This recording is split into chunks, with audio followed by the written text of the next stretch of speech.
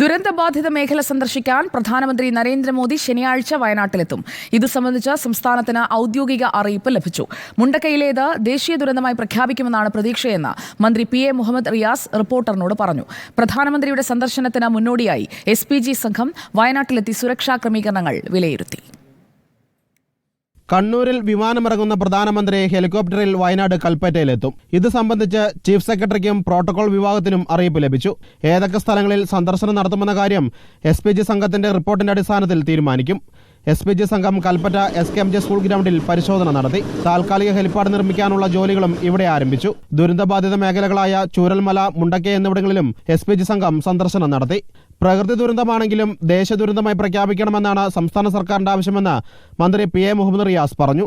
എന്തായാലും പ്രധാനമന്ത്രി വരികയാണെങ്കിൽ അത് സന്തോഷമുള്ള കാര്യമാണ്. പ്രധാനമന്ത്രി വന്ന് നേരിട്ടിത് കണ്ട് ദേശീയ ദുരന്തമായി ഇതിനെ പ്രഖ്യാപിക്കുമെന്ന് എല്ലാവരും പ്രതീക്ഷിക്കുകയാണ്. നമ്മുടെ രാജ്യത്തെ പല സംസ്ഥാനങ്ങളിലും ദുരന്തങ്ങളുണ്ടായിട്ടുണ്ട്. ആ ദുരന്തങ്ങളിൽ ഇവിടെ ഉണ്ടായ ദുരന്തത്തേക്കാൾ കുറവ് കാഷ്വാലിറ്റി ഉണ്ടായ ദുരന്തത്തിൽ കേന്ദ്ര സർക്കാർ ഫണ്ട് നൽകിയിട്ടുണ്ട്.